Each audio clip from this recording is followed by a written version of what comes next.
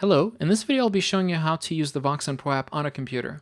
Now the first thing I'd like to note is you'll notice that over here I'm using the VoxSun Pro app on a Mac, but the instructions that I'll be giving you are basically similar, if not identical, on a Windows computer. And if there's any changes, I'll point them out as well as we go. So we're currently on the home screen, but let me start by showing you the options and the settings. We can go to the settings screen by clicking on the extension over here and then choosing settings from the drop-down menu. Once we're in the settings, we can change the language by clicking on the language option from the menu on the left.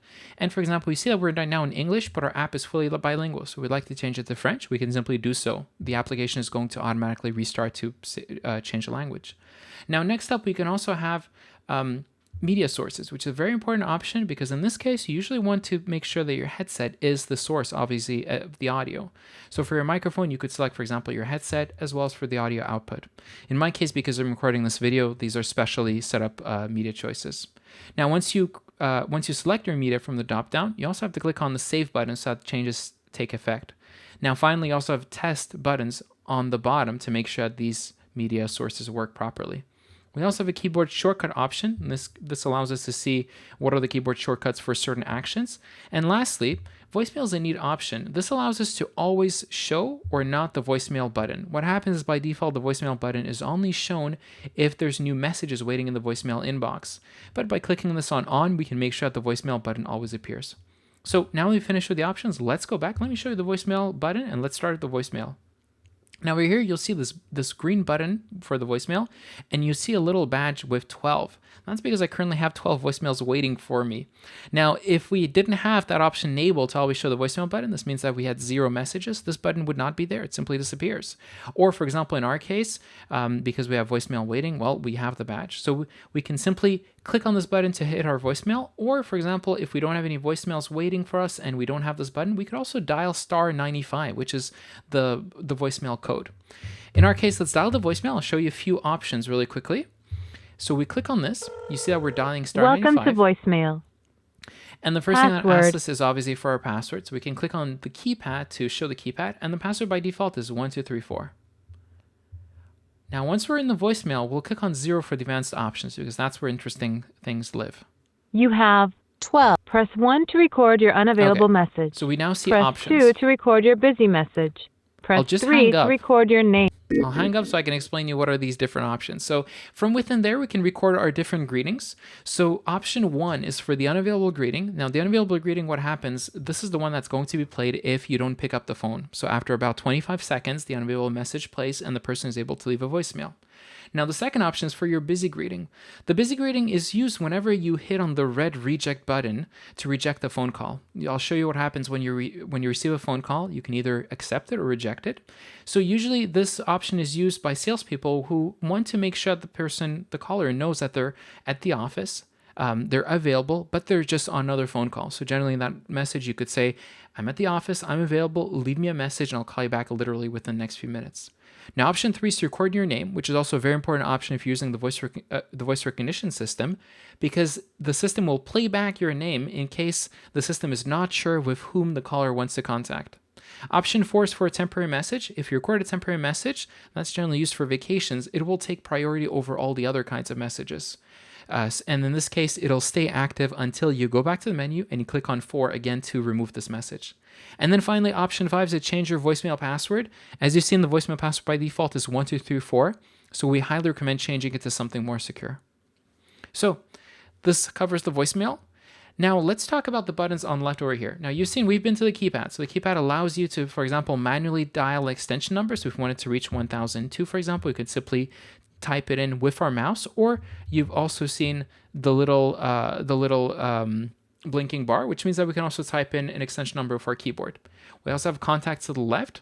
In contacts, we see all of our contacts that are now populated from phone calls that we received and made. But if we click on web service, we can see a directory of everyone within our phone system. In my case, my test phone system only has 3 people here. If we go to call history, we can see all the calls that we've made and received. If we go to recordings, we can see the recordings that we've made. Now, an important thing to note is that these recordings are completely independent from the recordings done on your phone system. It is possible the recordings are enabled permanently on your PBX for every phone call, or enabled on demand by hitting *1 when you're on a phone call. So these recordings that are over here are completely independent from the recordings on your system. Now, if you do recordings through the VoxSun Pro app, it's very important to afterwards save them back to your computer from this page, because recordings that are found on this page might be removed from time to time. And then finally, in the recent, we can see the recent conversations and phone calls that we've had. So we see we just called *95, which is the voicemail button. If we go back to the keypad, you've seen we can manually type in a phone number, but there's an easier way to also contact other people. You'll see there's a search field over there, and there's even a keyboard shortcut. So on the Mac, it's Command F, and on a Windows computer, it's Control F. So if I hit on that shortcut and I click on search, what happens is we have a big search bar. Now, from within the search bar, we can either type in an extension number, or we can even type in a name. So for example, if I'd like to search for Thomas, I can simply start typing in, and we see Thomas Gagnon from within our directory. You'll also notice to the right, it says press enter to start the conversation. This is completely navigable by keyboard, which means that I can just hit on the enter key, or if this is not the right person, let's say if you have a big company of multiple people with the same name, you can hit on the down and up arrows to basically cycle through them. So in this case, let me click on enter for Thomas. And you see the first thing that happens is we enter with a conversation with Thomas. Over here, we could also use the chat function to send anything to this person. Or if we want to make a phone call, let's simply click on the voice call button. So now we're ringing this person. I'm going to simulate that person picking up the phone. And now we can see the call is in progress. So as you've seen before, we also have a keypad option. Not so useful for this time, just because this would be more useful if you're calling in a phone system, for example, another company. To the right, we can see a chat history. So in this case, we don't really have a chat history, just a call history. And to the right, we have a number of buttons. So let's go through these. The first one is to transfer a phone call. So there's two types of transfer. The leftmost button here for transfer is something known as an unattended transfer. And then there's another transfer, which is an attended transfer. So an unattended transfer means that we're going to transfer the phone call to someone else and not care about the outcome of the phone call. This means, for example, if I'd like to transfer this caller, let's say to a supervisor, we might do this button and perhaps our supervisor isn't available. So maybe they'll go to the voicemail. Or maybe, for example, the person to whom we're transferring the phone call wants to screen the calls and might not want to talk to the person. Those are the cases that we might use an attended transfer. With an attended transfer, we have an opportunity to talk to the person to whom we're transferring the call. So in this case, we could, for example, make sure that the person picks up the phone call, it's not the voicemail. Or for example, in the case of a supervisor, we might ask, I might say, hey, I've got a client on the line. Do you have time to speak to this person right now? And the person might say, yes, absolutely, transfer the phone call. Or the person might say, you know what, please take a message for me instead, or see if you could help them because I don't have time. And I'll show you how the transfers work in a few seconds. The next option we have is record call, as we've seen. So if you record a phone call, these call recordings will appear in the recordings tab. And like I mentioned, these are independent from your phone system recordings. If you want to mute, we can click on the mute button. So mute is simply going to cut the audio from the microphone. This means that this caller will hear silence. Now, next button is hold. This allows us to put the call on hold. So if I click on this, what happens is now instead of hearing silence like the person would on a mute, this person now hears the music on hold. So generally, it's a good idea and best practice to put a person on hold if we need to find a file, a document, or for example, make this person wait for more than a few minutes, just because it's more reassuring for the caller to hear some music rather than silence. This way, they know that the call is still connected and that you haven't forgotten about them. If we want to take back the phone call, unhold it, we simply click on this button over here, and now we see we have the options appear again. We also have an option to switch on the video. In this case, that might be useful for internal calls, which video works for. And then obviously we can also hang up on a phone call. So let's begin by performing a transfer. In my case, I showed you what is an unattended transfer. So in this case, let's click on transfer call. Now we see we have the search field. And in this case, I can simply type in the phone number directly, or I can simply search. So in this case, I'd like to transfer this phone call to Mary. So I'm searching for Mary Roberts, and I can click on enter, and simple as this. Now what happens is the phone call has disappeared from my screen. So these two people are now talking together. And remember, maybe this person hit Mary's voicemail, or perhaps, Mary picked it up. Now, let me show you what happens when you receive a phone call. And at the same time, I'll show you how an attended transfer works.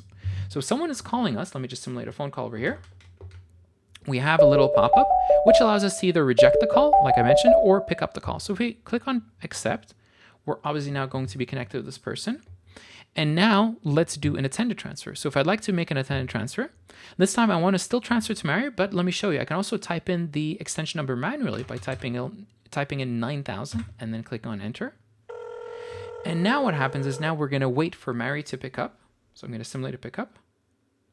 And now on the bottom of the screen, we have two options. We can either cancel the transfer, or we can also confirm the transfer. So in this case, if Mary says, you know what, yes, please transfer me the client on the line, I'd like to speak to this person, I can click on confirm transfer. And now the call disappears from our screen. And now these two people are in contact together. So this is very similar as a unattended transfer, as you've seen, once the transfer is obviously performed. Or let me just simulate another phone call over here. We're now going to perform an attended transfer, but in this case, we're going to simulate what happens if, let's say, our supervisor did not want to pick up the phone call. Sorry, did not want to take the phone call. So let's do an attended transfer right here. In this case, let's go for 9,000 again. So again, we have to wait for 9,000 to pick up, basically.